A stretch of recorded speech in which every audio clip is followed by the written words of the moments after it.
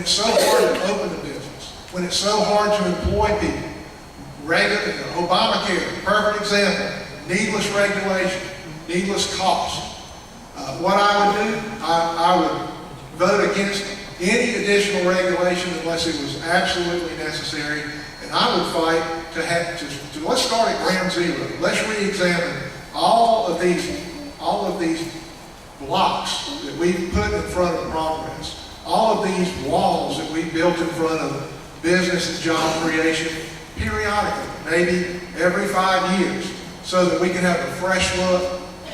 I've spent my entire life as a tax lawyer, a CPA, fighting the IRS, fighting the bureaucracy. When you send me to Washington, I'll be fighting for you. Thank you.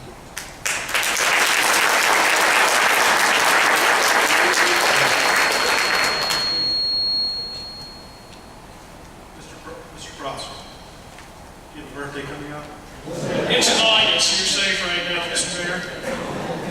After World War II, and thanks to the Eisenhower presidency, infrastructure in this country was developed, implemented, and prospered so much, and so arguably that it helped fuel the economy into a boom throughout the entire country many times over. It connected small towns with larger cities time and time again.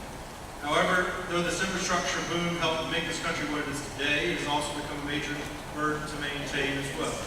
The new 7th Congressional District will be home to the end point for the highway artery known as I-73. What are your views as a congressional representative on the I-73 highway project, and how do we as a country pay for such infrastructure luxuries and yet such financial burdens as well? And given that some view I-73 as a corridor to something that might be seasonal or cyclical, how do you propose that implementation of Highway 73, Interstate 73, will affect the rest of the congressional district? Well, first of all, I would say that I-73 is not a luxury. It is necessary infrastructure, and I think that is one of the jobs, essential jobs of government, is to provide that infrastructure. As you mentioned, that's what led to a great boom after the Second World War.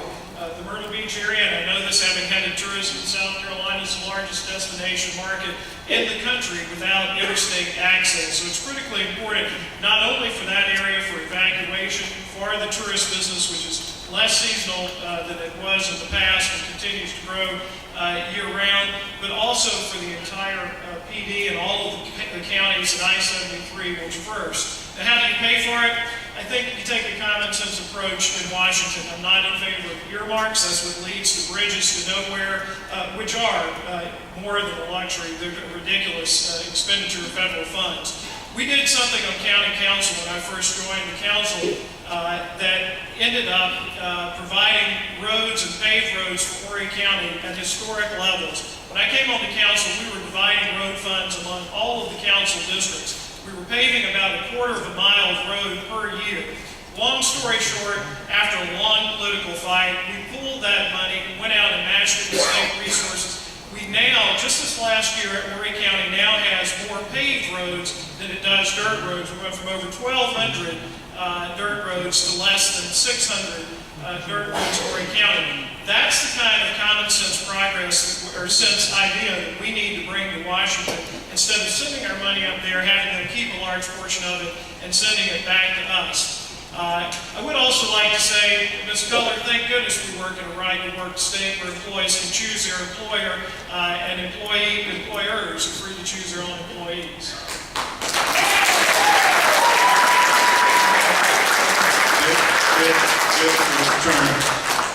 Are we allowed to rebuttal? Wait your turn, please. Oh, wait, my turn? Wait your turn. Okay, thank you.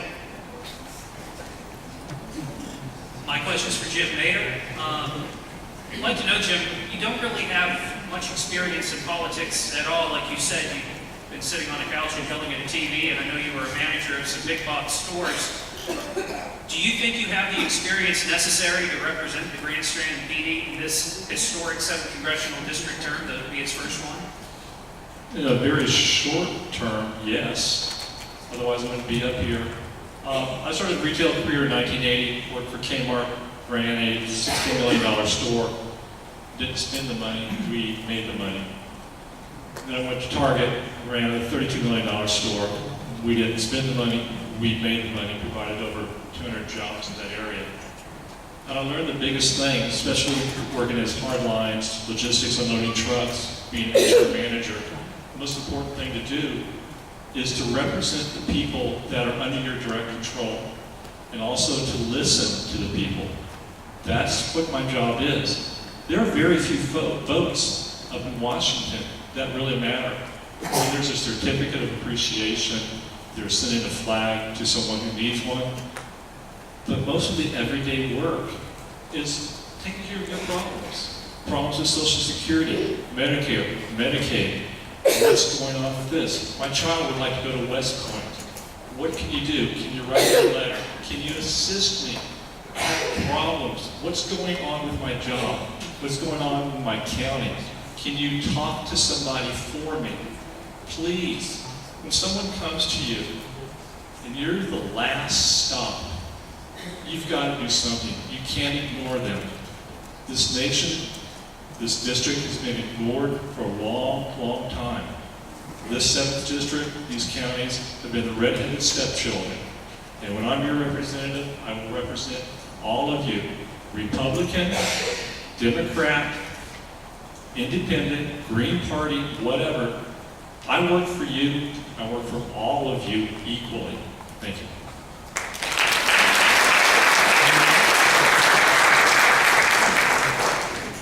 Mr. Whittington, where do you place yourself on the Republican political ruler?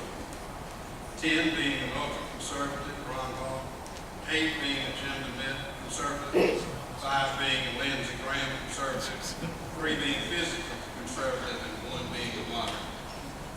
I don't believe in any of those labels. I'm not a black and white guy. I learned in my 60-plus years of living that life is mostly gray, and you start coming up with those pretty good labels, but I don't go along with any of them. I'd like to use the rest of my time, if I could, to rebut what Chad said about I-73. Is that all right? Okay. I-73 not only is not a necessity, it's a disaster. It would be a disaster, and it's not Dick Withington saying that.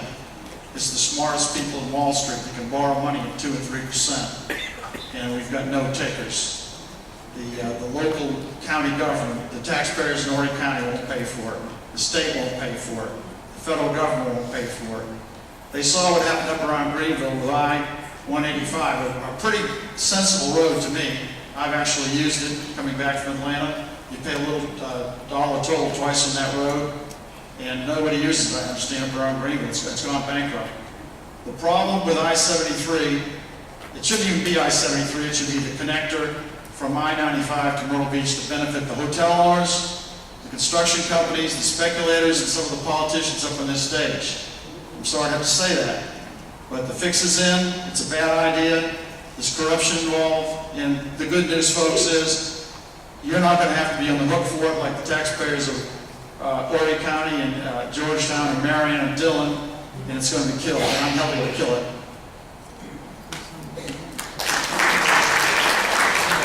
Okay, we're going to have a little small change. The next question goes to Renee Culler. One after that, we'll go to Jim. And the next one will be Dick Withington, and then we'll have a half-time show. Ms. Keller, so the question is Ms. Keller. Ms. Culler. Ms. Keller. Very simple, straightforward question. Tell us, since you're fairly new to politics, who in the political field now inspires you, and who is your role model? Oh gosh, probably somebody like Newt Gingrich that actually stands up for what he believes in, that's not afraid to buck the system, that has morals when it comes to the government, that you don't need to worry about his personal life. You know, a lot of you are laughing because you're talking about personal. I'm talking about government. I'm talking about your life and him standing up for what's right for you and for the American people. Mr. Prosper, I just want to make sure I understand this, and that you understand me. I am glad that I live in a right-to-work state, and I would not want to live anywhere else. But there's something called ethics and personal accountability, and insider trading is wrong, no matter what elected position you hold. Now, whenever you come back and you're asking about who I admire, and I